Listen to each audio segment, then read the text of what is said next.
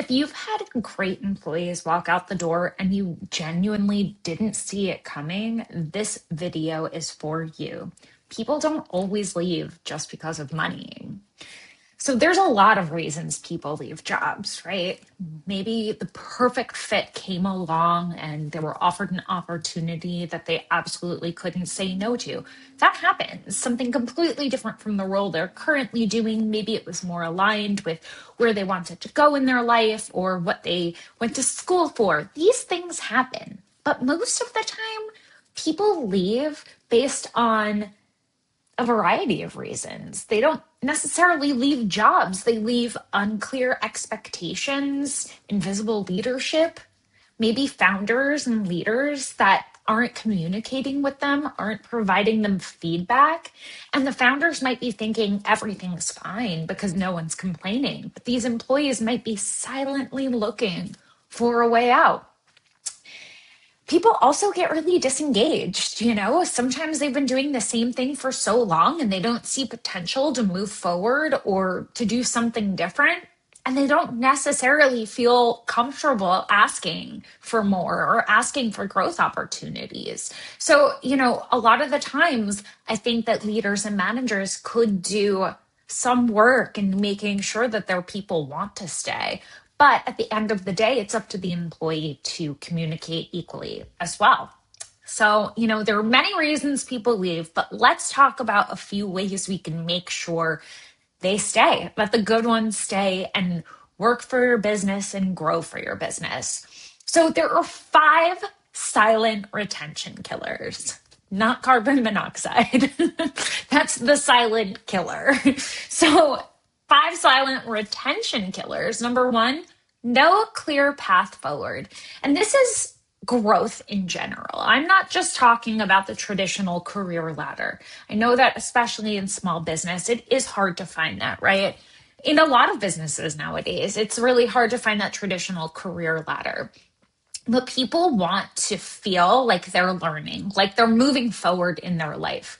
Most people don't like to feel stagnant. So I hear from a lot of my businesses that I work with that their employees are constantly wanting more. They want promotions, they want opportunities.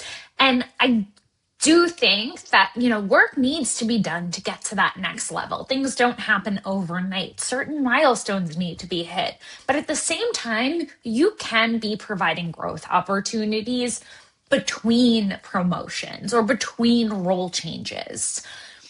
Let's say you're a business that works in products, right? Let's say you're a retail store and you have somebody who really is hungry for a next step in their career. They want a promotion. They want to be doing something different than being on the sales floor. Can you bring them to a trade show with you? Can you walk them through your buying process? By bringing them in to different experiences within the business and helping them learn and grow, you're giving them growth opportunities. Are there trainings you can send them to? Are there additional learning? Are there certifications involved? There's so many options, and you can get creative based on your business, based on the role, based on where you're located. There are so many different things that people can do with this that I think that they really overlook. Anytime you're learning or in a new environment or discovering a new skill, those are growth opportunities. So remember that. It's not just the traditional promotion. Number 2, feedback that only happens when something goes wrong. Now, I see this happen so many times. There isn't enough positive reinforcement. When I first got my dog, today's her 3rd birthday. Happy birthday, Penny. Just had to shout that out. When we first got her, she was a puppy and we knew she was going to be a big dog. She was she's a mutt of all these big breeds. And it was really important to my husband and I to make sure that we trained her well, right? We had a dog in the past that was a rescue and just, couldn't be around other dogs. And we just really didn't want to end up in a situation like that again. So it was really important to us to have a trainer come to us before she was able to be with other dogs, before she got all of her vaccines and her puppy shots. So we had a trainer come to us and he really focused on positive reinforcement. And I've been working in the business of people for 14 years now. Like, I'm no stranger to positive reinforcement. But it really opened up my eyes. There was something specific that he told us when she would have accidents on the rug. He would say, don't yell at her immediately. Calmly grab her and bring her outside. And then when she continues to go to the bathroom outside, reward her. So she sees the reward happens when she goes to the bathroom outside. She doesn't have that negative, scared feeling of me yelling at her for going to the bathroom on the rug. Now, I'm genuinely a pretty nice, kind person. But of course, I wanted to yell at her the second she would go to the bathroom on the rug. It was my natural instinct. And it took so much of me to really calm down, sit back, and pay attention to what was going on before I reacted. And it took training on my part for sure too, to be able to calmly grab her, bring her outside, and give her a treat if she went to the bathroom out there. But let me tell you, it worked. Positive reinforcement with my dog worked so well. She's the greatest dog in the entire world. Now, I know everybody says that about their dog, but she's really well behaved, and I'm really proud of her, but I'm also really proud of my husband and I for having that mindset shift, and it really, really worked. So what does this mean with people leadership? Reward positive behaviors. If somebody does a great job on your team, celebrate them. Call them out, celebrate the win. I think that we don't celebrate wins enough. And I'm guilty of that in my own business. I don't celebrate my wins. I'm always on to the next thing. But it's really important to take a step back, look at what's working well, and reinforce that because you want to see that behavior over and over again. If you have an employee, let's say, who may not be professional sounding in their emails, right? But there's nothing really tangible for you to give them feedback on. And then one day you see them write an email that is so good, reward that. Tell them, hey, this was a really great email. So now they know, oh, do it like last time. That's my template. So, I think it's really important to not just provide negative feedback. Make sure you're providing positive feedback. I also want to note that when you're doing any sort of, more formal sit downs, more formal check-ins, maybe it's a quarterly or annual review. If you do have constructive feedback to share, make sure you're also sharing positive feedback. Maybe it's a compliment sandwich, right? Hey, you did really great at this. I'd love for you to work on this, but you were also really good at this. So you're ending on a high. There are so many different ways to go about this, but make sure you're providing positive feedback. I cannot say this enough. Okay. Number 3, you, founder, you're the bottleneck. You're stopping everything from getting done. Your team, they might feel useless underneath you because they can only do so much before you have to move things forward.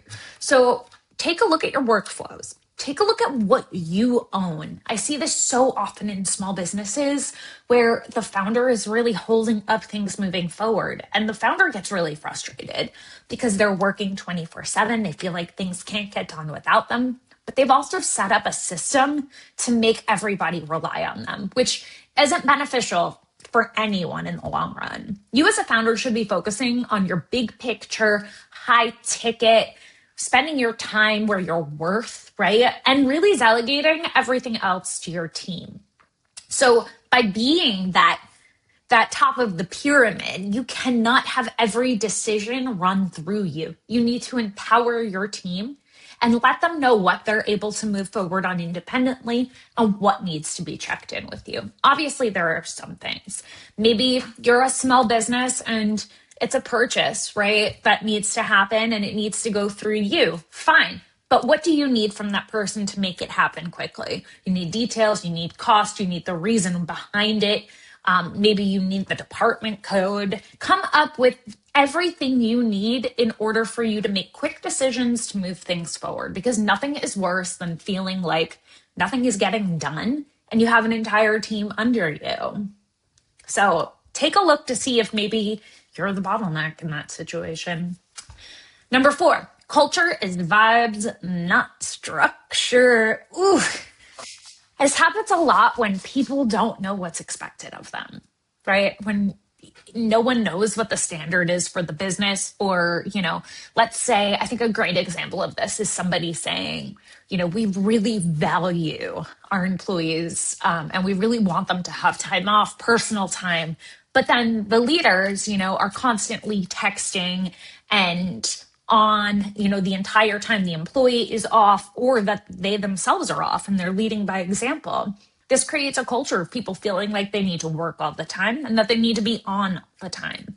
So it's really important to practice what you preach. You, yourself, as the leader, it starts from the top. So if you're telling people a certain way to do things or a certain way to act, you also have to embody that. And that's how culture's formed, by beliefs, by values, by a group of people with different perspectives coming together with a shared mission, vision, and values. And that doesn't exclude you from that as a leader. And number 5, no psychological safety.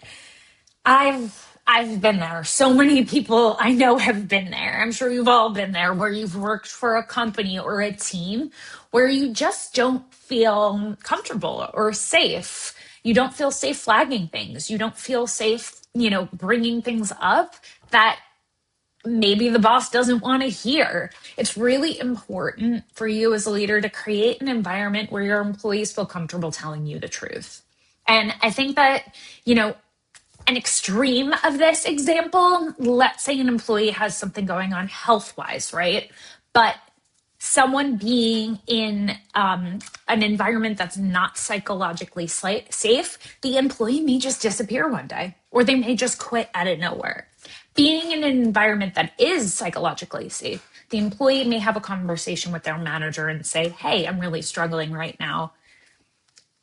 I don't know how to get all my work done while also dealing with this issue. What are my options? And in a safe environment, a leader will work through options with that employee. That could be a modified work schedule. That could be a work from home. That could be a medical leave, right? Instead of just losing that employee when they feel safe coming to you with questions or concerns, you retain them and you get a lot more work done.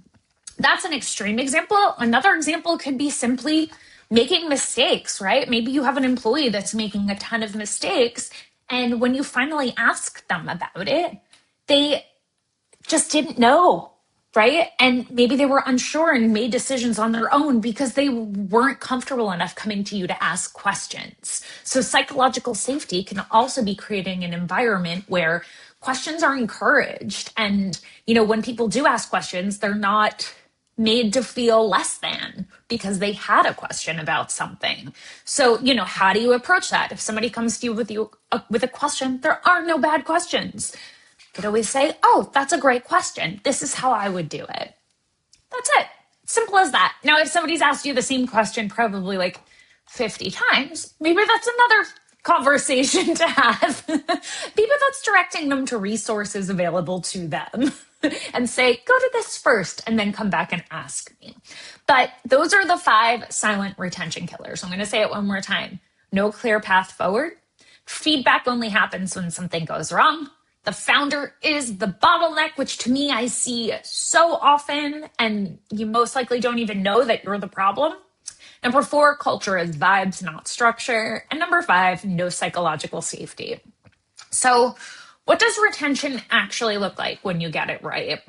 It looks like regular one-on-ones. That's not just like really formal reviews or performance check-ins. That's just like a weekly one-on-one to talk about tasks that are being completed, a check-in to see how the person's doing, a dedicated space for them to come to you with questions, letting them know like, hey, we meet Thursdays at 10 for a half hour. Whatever questions you have, let's talk it through. Are you stuck in any area?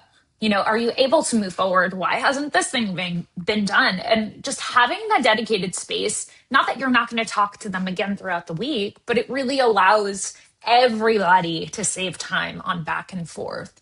I worked for someone once who I reported directly to a CEO who was super busy all the time.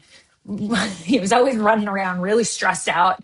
And every time we'd have a sit down, I would come with bullets. I got in the habit of every time I had a question that wasn't urgent, I would add it to a list. And during our one-on-one, I would lead it and I would just go through the bullets. And he would answer and we would be done and everything would be good.